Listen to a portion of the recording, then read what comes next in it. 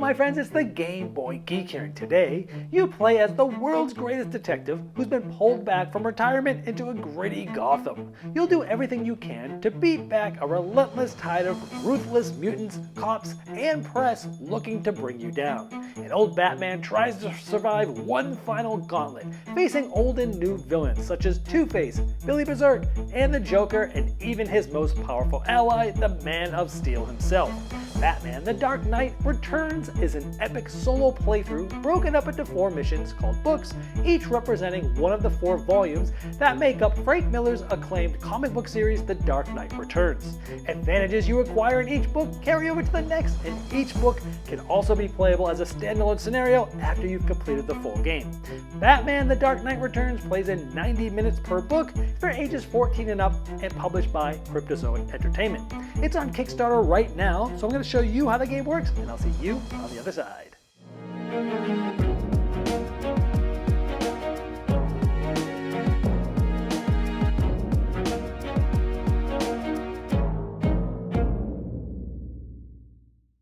This is a Kickstarter preview, so all the art and components you see here are prototype. You're going to want to check the link in the description of this video to see all the final art and components. Now here is the board for Batman The Dark Knight Returns and the different regions and locations in the different areas of the city. Now the game is played over 4 books, and your goal is to get through all 4 books to win, and if you lose you go all the way back to the beginning, but once you've finished all 4 books you can play each of them individually if you like. Each book roughly takes 90 minutes or so to play, and each of them has a lot of things that are specific to that book. Different cards, different setups, different stories, objectives, the way things work, actions, everything sort of changes between the different books. For example, in the first book we are searching for Two-Face. We're going to need to find certain clues, and then once we find them we're going to have to defeat him. Now that's how you get through the first book, and items and things that you get from the first book can carry over to the next book. Now there's many ways to lose. One of them is to have any of your 3 statistics of grit, health, and sanity get all the way to 0. If any of those things happen, the game's over and you've failed. There's also a doomsday clock, and this is going to be going in clockwise directions. There'll be ways to manipulate this and things that will affect it throughout the game, and if this ever gets to 12 you also fail. Now each of the books is played over 4 different rounds, and each round has 4 turns, and if you haven't gotten to the end of the story, in this case getting the clues and defeating Two-Face, if you haven't done that by the end of the 16th turn or the end of the 4th round, that's another way to fail. There's one more way to fail, but I'll show you that later. In each of these rounds, which again is 4 turns, has 4 different phases you go through. Now the first phase is choosing action cards. There's a huge action deck, and you're going to grab 12 of those and place them face down, then you're going to put the top 3 of them face up. Then from these 3 face-up cards, you're going to select 2 of them to keep, and 1 of them you're going to be placing into an event deck. So each round's going to have 4 events. So over the course of this sort of drafting procedure, you're creating both your hand, your detective cards that will give you abilities, your fight cards which will help you in fights, but also deciding which of these 3 cards you want the events to be that will come up. So you have some good decisions to make each round to sort of plan for what's going to be happening for those 4 turns in the round. A lot of looking ahead of knowing which events are going to be coming, how to prepare for those, but also what other types of things you want in your hand, and there's tough choices even at this part. And also notice some of these cards are S for starter cards. They'll be in every book, and some of these will have specific books. Like this is for book 1, but there'll be different cards each book that you play. So let's just say for any reasons I want to keep these 2 cards, I want to place this one to the events. And so the one I wanted to keep to the events will go face up right here so we can keep an eye on what was there. And you can place this fight card that you're keeping into the fight deck. For right now, we're going to end up shuffling and putting these face down at the end of this procedure. And this card, if it's a detective card, it just goes into your hand, and you have no hand limit for these. And you'd simply continue this, putting 3 face up, deciding which 2 to keep, which one to put in the event. You'll do this until this deck of 12 cards is gone. And once that's ended, you'll have a handful of detective cards. You'll have a face down shuffled fight deck and a face-down shuffled event deck. In phase 2, we're going to go to the Gotham City Police Department adversary numbers. Now here's the GCPD track. Now this is going to show you different adversaries. These are mutants, this is press, and these are cops. Now for the first round, which are 4 turns, we have to assign how many of each of these are going to come out. Now in the book 1, each round you have to spend 8. So I have 1, 3, 1, 3. I just decided you can put whatever you want here, and you use a dry erase marker to do so. And so this has a total of 8, and I get to say how many come out in each of these different turns in this round of those different adversaries. And these tokens, which were sort of randomized in the setup, are showing us which region those are coming out in. Then we go to the third phase of the round, which is Batman turns, and these are going to be 4 of turns here. And each of those 4 turns per round goes through 3 steps. The first is the event. Now this is the event deck that we sort of chose and shuffled at the beginning of the round. We'll flip the first one up and it will do something like, in this case, it has us erase and double this turn's GCPD number. So in this case, instead of 1 mutant coming out, this round is going to be doubled to 2. We'll show you how this works later. And then we go to the hero command step. This is the main part of the turn. We're going to be doing different things like moving Batman and allies and fighting and using action spaces and things like that. Now Batman starts in a specific spot, right, Wayne Tower. And in this specific book, we have Commissioner Gordon as an ally, and he starts right here at Gordon's house. And Two-Face also started right here as well as a specific spot at the Arkham Asylum. And of course, every book, you're going to have different cards, like different Batman cards, different ally cards, and they're going to give you different things, possible ways to use them, like specific aspects of movements and fighting and things like that. There's lots of details for each book for each of these characters. For example, if Batman, I take a damage in either grit, sanity, or health every time I move through a location with 2 markers, meaning 2, sort of adversaries, if you will. And I'll lose 1 grit every time you fight a cop. Now remember, losing grit, health, or sanity is bad because if any one of these gets down to the bottom, we failed. Now when moving Batman, you'll see he's in this specific district, and you can move following the paths to different spots in this district. If you go to a new district, that's where Batman has to stop. So you can kind of move as you like as to different spots in the district. Now let's just say we just moved here.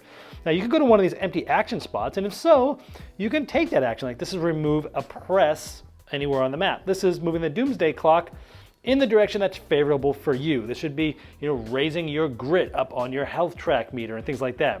Raising your health, doing different things like that, getting rid of a mutant somewhere on the map. So you can activate some of these spaces if they're empty.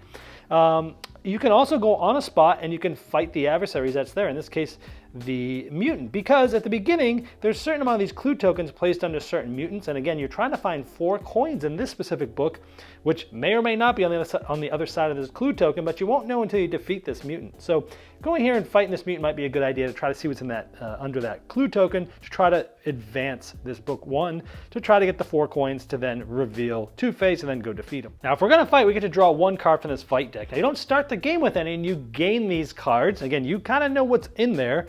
But these are cards that you can use at specific times. Like this one says, eliminate a press in this location or an adjacent location. So you might want to use this now, or you might want to hold on to it for later to use it at the right time.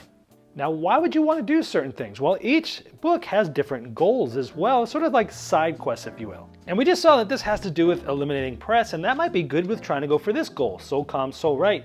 When you run out of all press from one region, you can place the press token right here and to indicate that you've done it. Now, anytime that you've completed a card, essentially you're going to flip it over, and it's going to give you sort of like an ability, if you will, or something, a good reward for that. So now this is the back side of the gold card, and in this case, you see that it has a spot for these Batman tokens. And so you'd fill it up, and then during a fight, if you end up missing, you can spend a token off this card to flip that miss, which a lot of times, as we'll show you in just a moment, if you end up flipping a miss, most of the time it's going to be a hit. And we'll show, so these things, and then once you're done with this, you've used that up. So sometimes there's a lot of different things to think about as to when to use those fight cards, maybe for now or maybe for some of these goals. So whether or not you use the card, you're then going to go to your utility belt and you're going to gather three of your dice. Now, these don't look like dice, they're just, because it's a 50-50 shot, so these are just tokens. However, again, check the Kickstarter page because these are going to be cool looking D6s with bat wings on both sides. They're gonna look something like this. But you'd get to select 3 of them, so let's say we select a block, a POW, and a RAM, and then we'll end up rolling these. In this case, I'll just flip them like a coin. So we're going to roll or throw 3 of these, and we're going to roll 1 die for each mutant in this location, and 1 for each one at any adjacent location. There's another one here, so this one gets 2 dice. So you'll roll for them, and you'll roll for you. And there's possible ways to like flip and re-roll your dice, different effects that will allow you to do that as well sometimes. Then first we're going to resolve any blocks that we rolled, like this one. This was a block, and we can change any one of these dice to a miss. So this POW would have been a hit. We could change it to this. Now each book has different things that the different dice do, mutant dice and cop dice, and they're going to do different things. In this book, that is a miss. So I could have put it there, or I could have just put it here. Either one is a miss. Then we're going to take any of their blocks. That's a block. we would change any of my POW or rams to a miss. So this one would go like this, for example. But let's say in this case we actually hit him with a ram. When you hit him with a ram, it does 1 damage to the mutant, and then you would take any 1 damage in any one of these 3 tracks that you choose. But if instead it looked like this, the POW just does 1 damage and you don't take any damage yourself. But let's say we ended up actually damaging both of them, because you can do damage to a mutant in your location, but also an adjacent location if you have enough. So we have 2 damage that we've dealt here. One will make us take damage, as talked about earlier, but both of these could be defeated because we have 2 damage to deal, and each of them only take 1. And because we've done this, we get this clue. Now on the back of the clue, we're hoping for a coin, and it is. That's great. We need 4 of those in this book in order to find Two-Face, but some of them might actually be dead ends and they don't actually advance our cause. So that was good. We got one of the clue tokens that we needed. So now we're on a spot of the action space, and so we could take this action, which is remove a cop anywhere from the board, so we could remove this one or any of the other ones if we wanted to. Now there'll be plenty of times where just one roll won't end a fight because there'll be maybe more things going on, and you'll need to place certain things onto your battering cooldown. And this one says all your POWs get placed there for the remainder of this fight. They're sort of in cooldown, you can't use them, but you can return all your weapons to your weapon supply at the end of this fight. So these would be able to be part of our supply at the end of this fight. So if we were fighting more adversaries and we were continuing a fight, we would still get to use 3 dice, and any of the dice from our utility belt and or the ones that we rolled last turn that weren't removed. Now just to be clear, when you are moving, again, you can move anywhere in your district, and you can be in a spot where other adversaries are, but if you're not on an actual action spot where one of those are, you're sneaking, and you can sort of take this action without having to fight, but you can always fight if you want to. Then you're going to go to the final step of the turn, which is adding adversaries. So we're going to look here, we're in this turn, so we're going to add 2 mutants to this region. And it shows what the region looks like. It says DE for Downtown East, which happens to be where we are right now. So maybe we put one here, and maybe we put one here. And then we would just simply go here and start our second turn and go through all this to the end of the round, and then we'll continue. And then we'll follow up setting up a new round just like we did this one. That's how the turn structure works. And remember, you have detective cards in your hand that you can play for specific effects, like take a different available action from the same location after your action, or remove a press token from a location adjacent to another press token, or change any cop to a press token, things like that. Now there is Wayne Manor that you can move to. However, when you move there, you're not going to be able to move anymore because you are in a new district here. But you also get to put up all 3 of your stats up once. Now on your next turn when you move out, you're also going to stop as soon as you move somewhere because you're also in a new district. But in addition to that, once you're at Wayne Manor, you also get to gain one of the special vehicles for this book and be able to use it later this game. And then once per game, you can bring that vehicle in, and you bring it to the same location you're at in an empty action space and activate that action space, in this case get rid of a mutant off the board, and then its special action will trigger. In this case, you cover the icon where you are at, and then you go to the Wayne Manor. So essentially this would now take a spot where I was, and I go up here. Now this means this is not going to get moved for the rest of the game, so you sort of covered that action spot. And also keep in mind you're able to move 1 ally per turn. In this case, it's Commissioner Gordon can move between 1 or 3 routes during the normal Batman turn, and he can eliminate 1 press token in any location that ends his move on.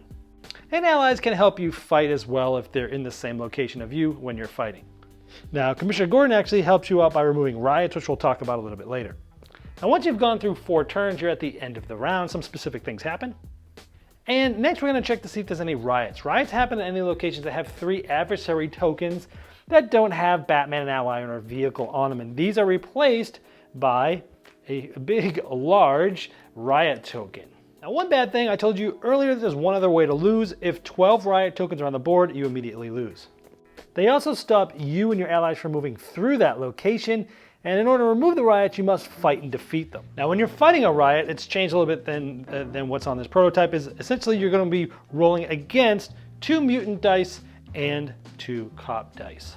After new riots are possibly placed out, you then get to draw a new bat path. Now these are paths that act just like the normal paths, and you can draw them They can never connect more than 2 locations, and this is now a spot with a dry erase marker that you can now go to. Now, you can't cross any bridges, any other paths, you can't go through locations, you can't go in deep water, but this, it also, since you can't go over the new bat paths as well, so if I was drawing another one next round, I can't draw over this. So the way you can draw a pretty long one sometimes, but you can't draw over that path, so it's a strategy as to which locations you want to try to have access to and from where. Now that's pretty much how turns work and how rounds work. You play 4 rounds. Again, if you haven't gotten to the end and succeeded by the end of the 4th round, you also lose. Now let's say we fought this mutant. It was a guard because it was over the one of the clue tokens, and we flip it over and it is the 4th coin. In that case, we would reveal the rest of the clue tokens out there, and wherever that 5th coin is where Two-Face it comes out to. So let's say he ends up coming out right here. Now you need to be able to get there from here to go and try to defeat him, and you got to do it before the deck runs out, and you lose 1 grit and 1 sanity for every move it takes to get there. And once you're there, you need to defeat him again before the end of the 16th turn in order to win. Now when you're fighting him, he has 5 hit points. You'd throw the 2 Two-Face dice, in addition to a number of mutant dice depending on the amount of mutants that's in their space. Now if a POW is rolled, it affects either Batman's health, grit, or sanity, and reflection when throwing the Two-Face dice and you got the face, it's -1 to sanity. And if both dice are the same, you get an additional -1 to sanity.